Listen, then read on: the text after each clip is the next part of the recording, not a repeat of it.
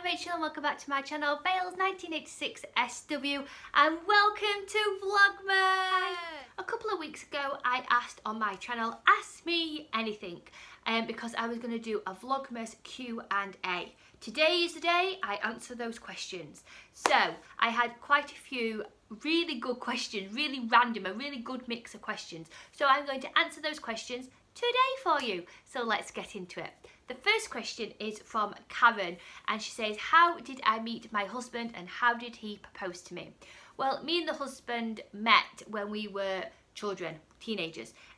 So I was ice skating with my friends and he had gone to play football with his friends, and we met at a place called Doncaster Dome. It is an ice skating rink. It has a swimming pool. It's like a sports complex basically, and I was ice skating and he looked through the window and he was pointing at me for his friend because he currently had a girlfriend at the time.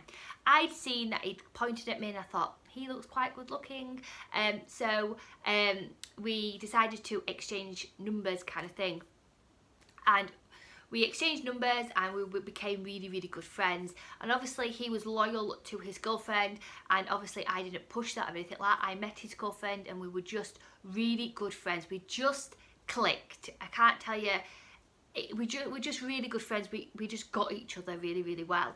Then it came to a point where I was having more than just friendship feelings for Chris, and I wanted to be with him as boyfriend and girlfriend, and I was getting jealous of his relationship with his current girlfriend, and it wasn't fair on me and it wasn't fair on Chris because it was putting Chris in an awkward place, and it wasn't fair on me because I wanted more and I knew that I couldn't have it.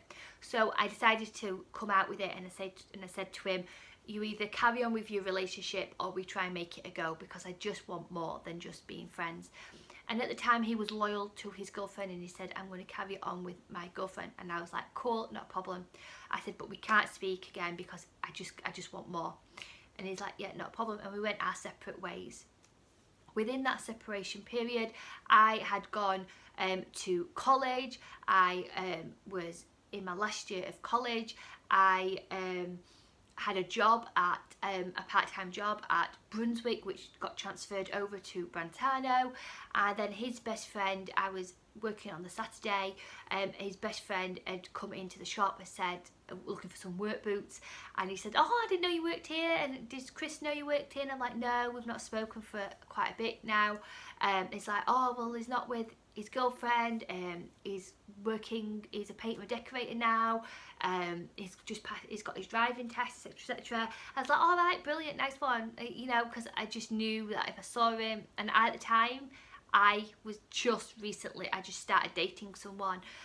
Anyway, he came in the weekend after, and he said, are you available to go on a lunch break? And I was like, no, my lunch break's not until ages, and my manager overheard and said, yep, you can go to lunch break now, don't worry. So he took me to McDonald's in his Ford Escort, and he treated me to a chicken sandwich meal with a Diet Coke. And I had that, and we talked, and I gave him my number. I introduced him to my current boyfriend at the time, and I was very open with my boyfriend at the time, saying like we were good friends, we have not seen each other for a while, and that was it. And I realised that the relationship I was in wasn't what I wanted, and my heart was with Chris. But I wasn't going to dump my previous boyfriend because he didn't dump me for his girlfriend. I was young, you know what I mean?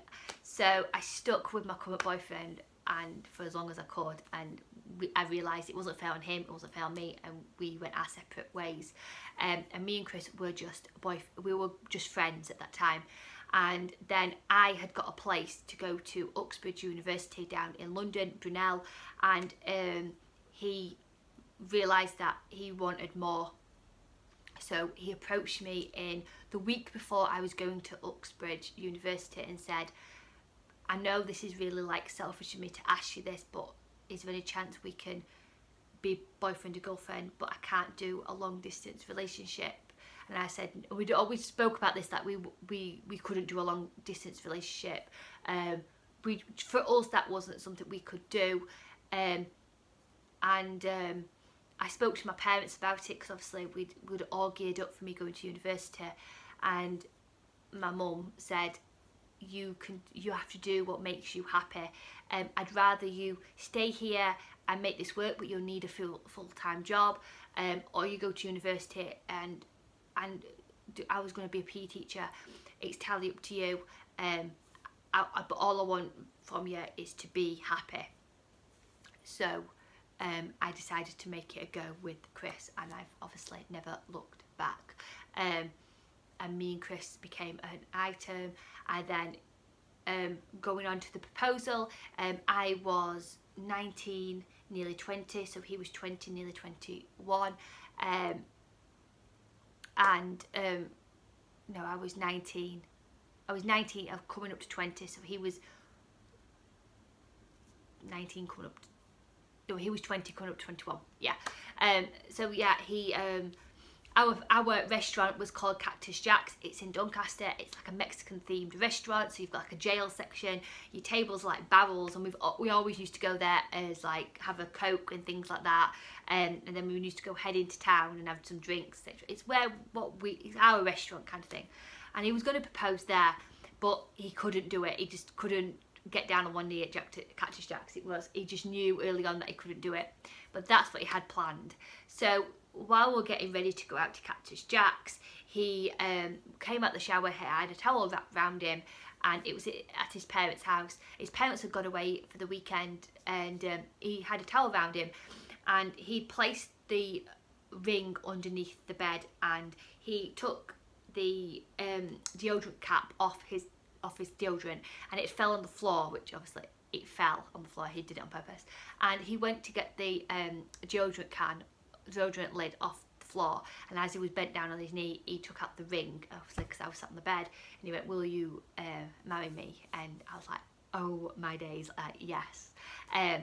But we were quite sensible. We realised that this was just a commitment to both of us, and we'll see how it went. So we bought our first house together, our first apartment, and we had a 4-year engagement. Because living together, and we never lived together, we were in parents' houses, we wanted to make sure that this was right for us. We lived together, and then we looked for a venue, and that's our story, and we've never looked back. So we celebrated 10 years in June, and yeah, he's my best friend, he's my rock, and we just have such a laugh. We just laugh. We're just really, really good friends, and it's the best relationship ever. I just love him to bits. So let's move on. Let's like leave all the soppy stuff there. Jane Cartmail asked, how do I not eat all my Friday finds? Determination and willpower. But I will say is that some finds I do find, I think, oh my goodness me, that's amazing. I necessarily will not buy, because I just know that if I have it in my house, I want to overindulge in it. And it is something which I battle with constantly with food, and not overeating. So I just don't have it in the house, food which I know that I can't have.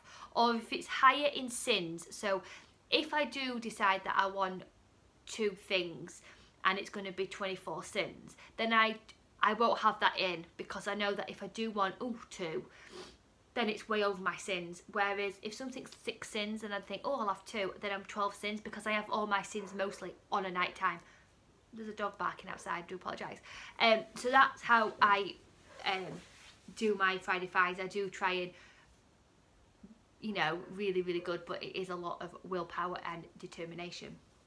Trudy Beanie, the lovely Trudy, says, Christmas Day, PJs or do you get dressed?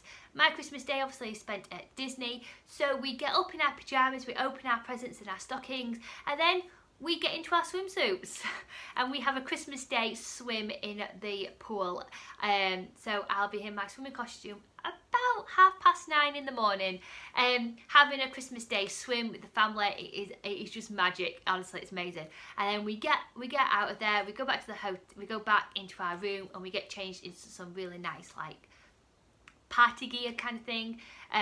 It's Christmas themed, and then we go and have our Christmas at Newport Bay, and then after we've had our meal, we go back to the hotel room and we get dressed into like jeans and a top, and we head into the park to watch the Christmas Day parade.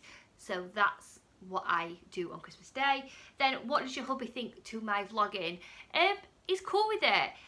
He really likes the vlogs where it's where I captured the family moments. So like when we went to Toulouse, London, etc, etc. He really likes that because he loves capturing the moments and being able to watch it back.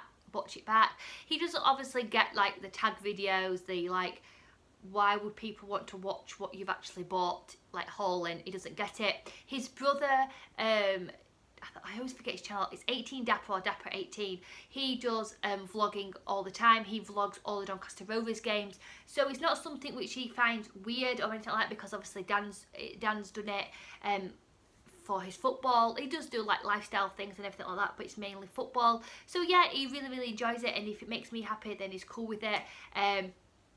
And that, yeah, so that's it. And then any family Christmas traditions, we always go away. We've gone away for the last 5 years. If we do spend it at home, then Christmas Eve we'll always get new pyjamas, and then we'll always hang our stockings up on our doors. We'll open our stockings on the bed. We do that at Disney still. They'll have the stockings out and then Santa fills them, and we'll get onto the bed and we'll open all our stockings up. So yeah, we do that. If we're at home, then we always have Christmas at home, and it's just the 4 of us. Then Boxing Day we'll go to either my in-laws or my parents, and then just after Christmas, near the New Year, if we've gone to whichever parents we've gone to, we go to the opposite, and we always try and get in a pantomime after Christmas, just so we've got something else to look forward to, and that's what we do for Christmas. Emilia, I hope I'm saying names right. Amelia H says, what will you be having for Christmas Day? I'll be having my Christmas Day dinner at the Newport Bay Hotel in the ballroom. I think it is this year is a 4-course meal.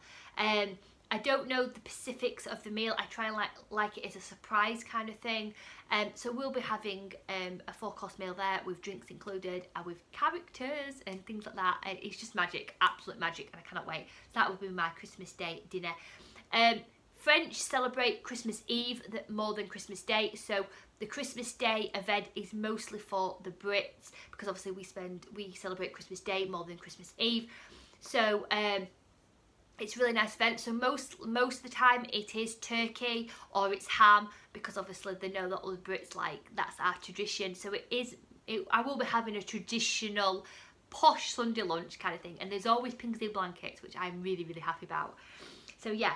And then Caroline C says, what food habit was the hardest to change when joining Slimming World? That has got to be my overeating and my portion control, my portion sizes. I realised early on that just because Slimming World says that you can have pasta or these free foods like your pasta, your chips, your Slimming World chips, I realised that just because I can have it doesn't mean that I want to have it or I should have it. And what I mean by that is, what I realised is I was having a bowl and it was brimmed for pasta, like brimmed to the top. And I was like, I don't need that. Like, I don't need that amount of food for me to eat. So what I was wanting to do is change the way I see food, which will then hopefully run into like my snacks. So what I mean by that is I changed my dinner plate into a smaller plate. I would have a smaller portion of pasta with bolognese and then my speed food on it. And then I would eat that. And if I wanted something else, then I would have more of it. But I realised that amount of food in front of me was just enough for me. It was just what I needed. Then I took that same principle into like chocolate, which is like my nemesis. Just because like I could have a bar of chocolate, like I wouldn't have a bar of chocolate because it's over sins, but I could if I wanted to, because someone will say if you want it, have it kind of thing, and then reduce your sins throughout the day kind of thing. Chocolate, I didn't need that bar of chocolate, therefore I just had a little bit of it. It's really helped me like how I see food and things like that now.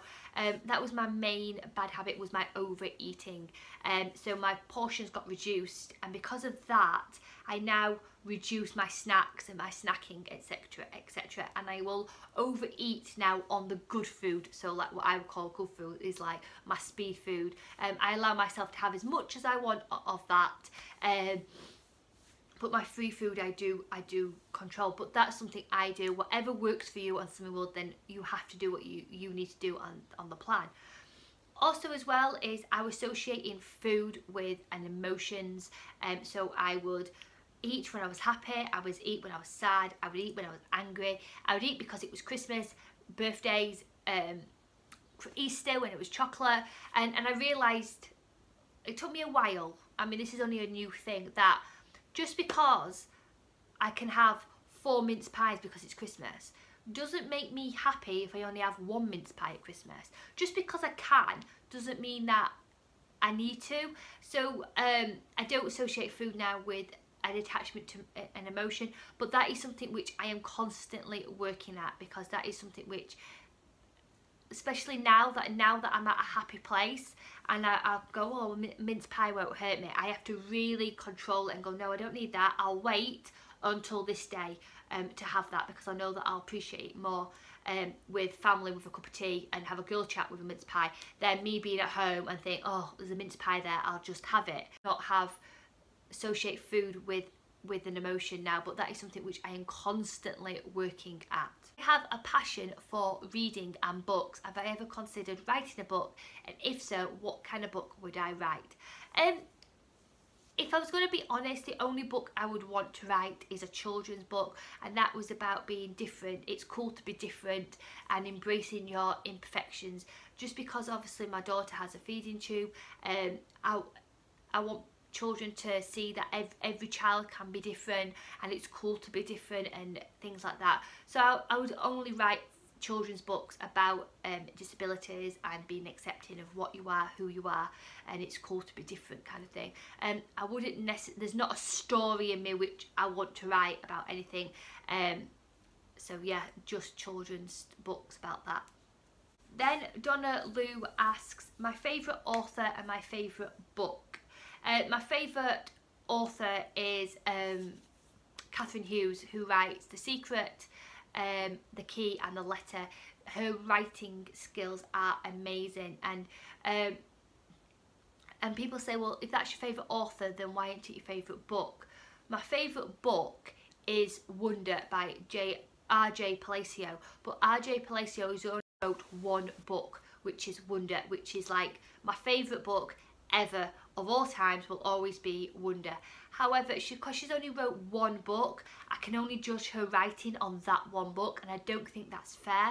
So my favourite author, which I've read quite a few of her books now, and every book I absolutely give 5 stars to, is Catherine Hughes. So The Key, The Letter and The Secret are amazing books, and she doesn't get enough credit for her writing skills. They are phenomenal. I love her books.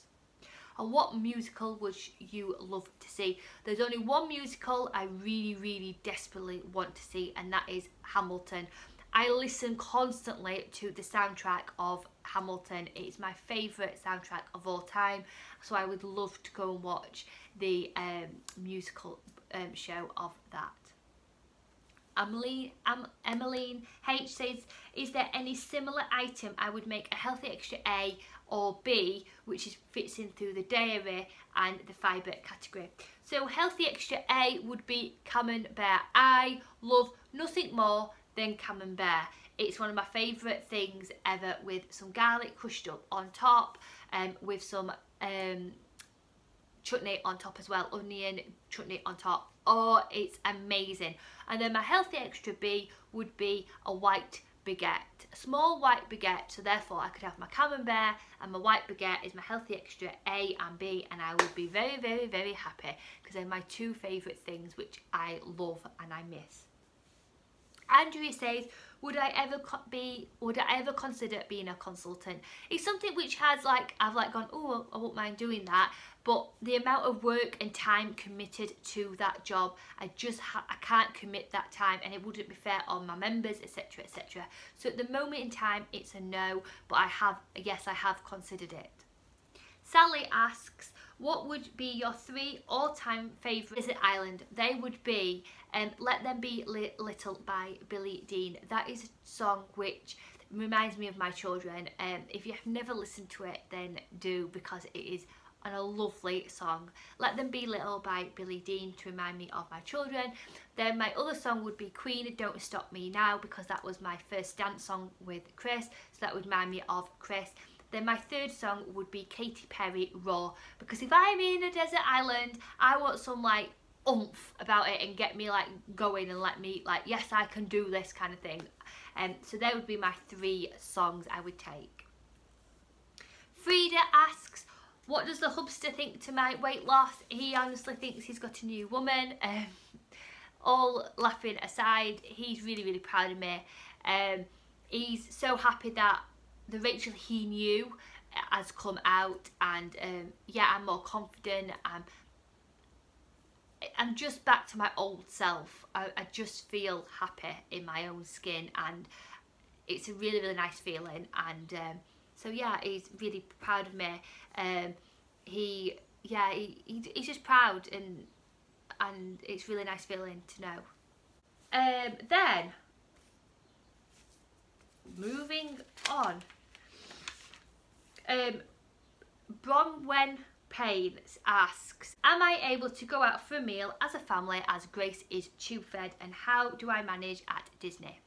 So just because Grace is tube fed doesn't mean that our lives stop as a family. Yes, we can go out as a family to have a meal, because that's normal to have. Grace is tube fed, but her majority of her feed is on a night time, and throughout the day she's encouraged 100% to eat, because I want her to be tube free. And what stops her being tube free is the way she sees food. So she's encouraged every single day to eat something as little or as often or whatever she wants, because more food she eats throughout the day, less food, then less pump, less formula I would have to give her on a night time, because it's the formula on a night time what keeps her alive. Yes, she's got medical conditions which is aside, things like that, but medicine controls all that. What stops Grace eating is Grace. She just hates food. She's scared of it. She has food aversion. She gags, etc, etc. So she's encouraged 100% throughout the day to eat. So we will go to a restaurant and we will try and find something which she's able to eat. It won't be a lot, but she's encouraged to eat. And how do we manage it at Disney? Just like we manage at home, but allergies at Disneyland Paris are amazing. Everything is highlighted, and everyone knows about allergies. The chef will come out and talk to you, and it's just an amazing thing. Disney is amazing when it comes to allergies, so we have no problems whatsoever. So I hope that cleared that up. Emmeline H asks, what one savoury food would I make sin free? That would be a Greggs sausage roll, because they are gorgeous, or a Greggs steak bake. Delicious. Kirsty Clark asks, my favourite Christmas tradition. My favourite Christmas tradition has got to be when I was at home with the children. It would be new pyjamas on Christmas Eve and watching the Polar Express. We always used to do that. My favourite Christmas tradition now is having Christmas Eve near the roaring fire with hot chocolates at Disneyland Paris. It's just incredible, and we always go and try and see Santa on Christmas Eve at Disney. That's my favourite Christmas tradition. That is everything what you guys asked me, so I hope you've enjoyed this video. So as always, sending positive thoughts, Rachel.